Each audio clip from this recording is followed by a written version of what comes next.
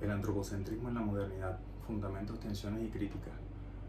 Soy Luis Jairo Lascuaga Hoyos y hoy trabajaremos filosofía de las ciencias. El problema central, ¿por qué el ser humano es el centro del conocimiento, la moral y la política? La pregunta que estructura la modernidad desde el Renacimiento. El pensamiento occidental ha organizado el saber, la ética y el poder alrededor de la figura del ser humano. Esta orientación define leyes, ciencias y relaciones con la naturaleza.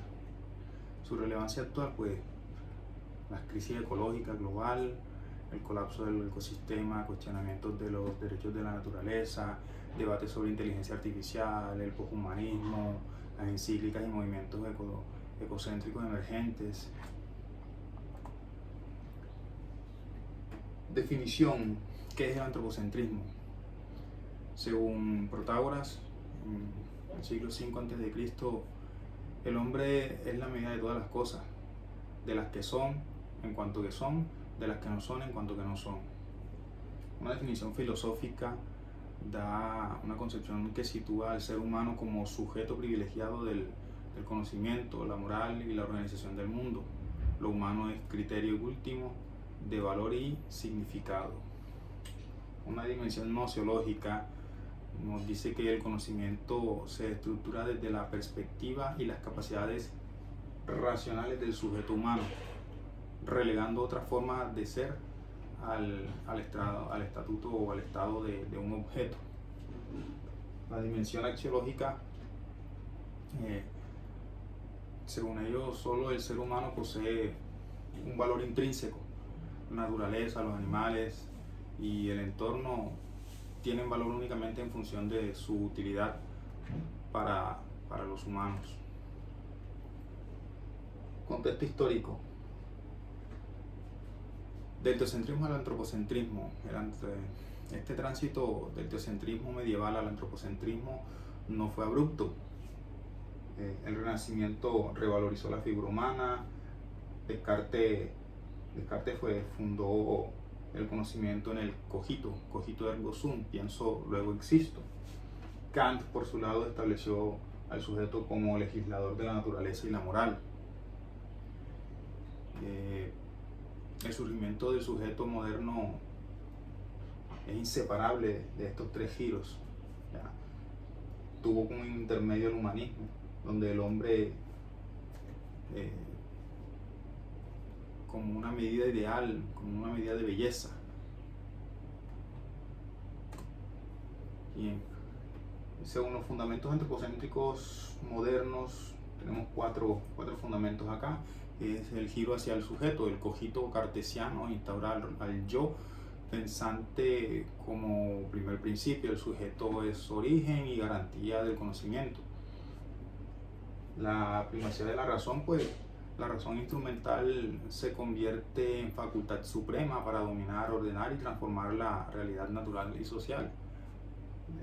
La autonomía moral, pues Kant postula al ser humano como fin en sí mismo, capaz de darse sus propias leyes morales por pura razón práctica. Lo necesito, lo consigo, lo tengo. Y pues la idea de progreso, pues donde la historia es concebida como un avance lineal, guiado por la razón humana hacia la emancipación, el bienestar y el dominio técnico. Las tecnologías aparecen desde la necesidad del ser humano. Y aquí vemos la influencia de la ciencia, la naturaleza como objeto de estudio.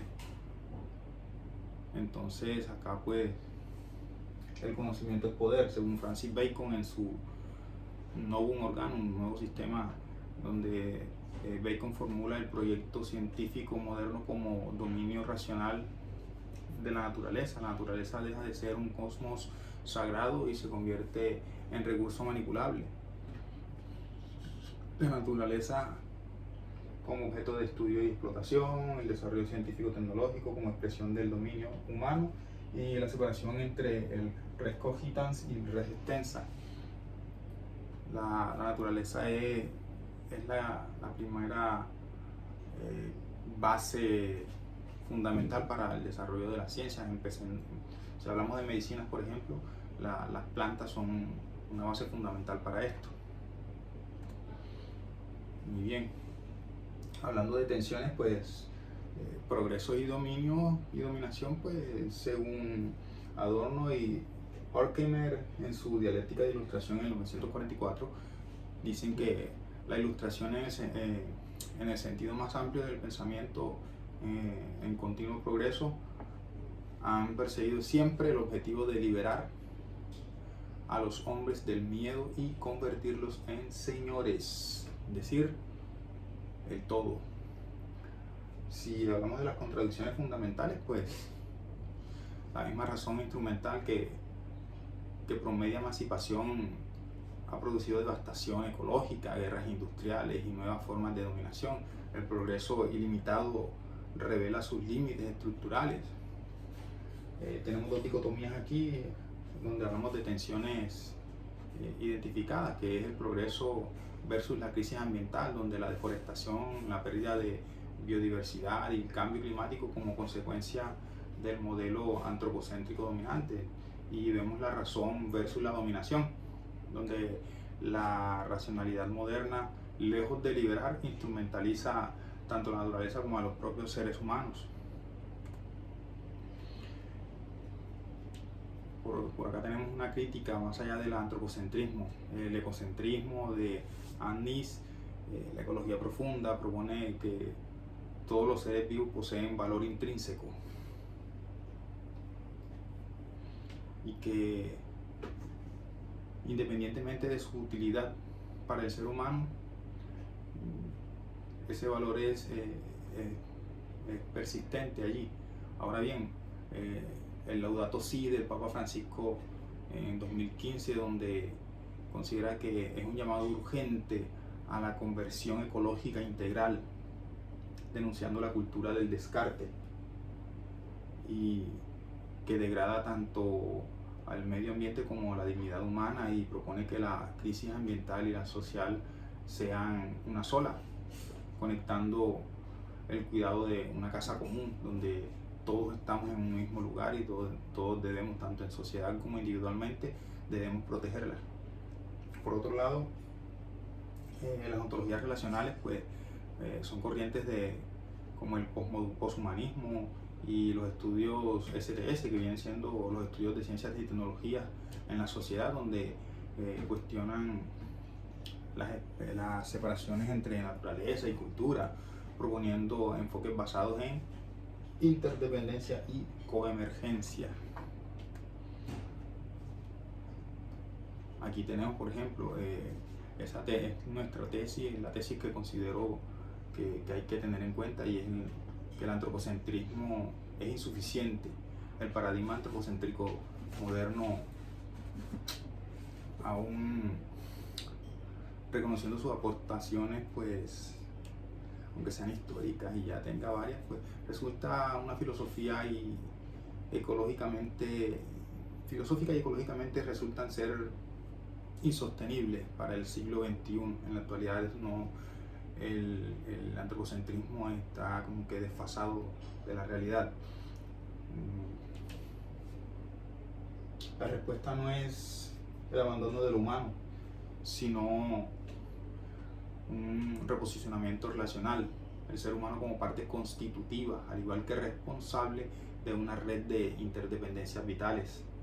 Y la propuesta central sería un enfoque relacional que reconoce que la subjetividad humana emerge en relación con otros seres, ecosistemas y comunidades, y que esta pertenencia funda una nueva ética de responsabilidad.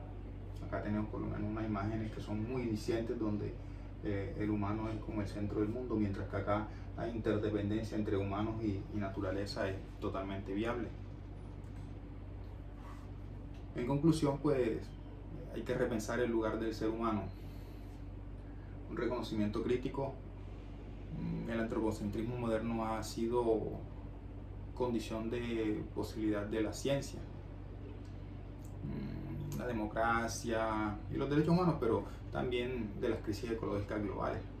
Un replanteamiento filosófico que supera la doctrina sujeto-objeto, que implica asumir al ser humano como un ser relacional, inserto en tramas de dependencia con el mundo no humano, la naturaleza y los seres que nos acompañan en nuestra casa común. Y una responsabilidad ética global, donde la filosofía del siglo XXI tiene la tarea de fundar una ética de la interdependencia que responda a la emergencia climática, la justicia ecológica y la dignidad de la vida en todas sus formas. Pues, en síntesis, podemos decir que el desafío no es abandonar la razón, sino ampliar su horizonte. La denominación de la denominación a la responsabilidad del individuo aislado a la comunidad de la vida. Ese sería mi planteamiento. Espero que les haya sido de mucho valor, mucho complemento de conocimiento, y muchas gracias a todos.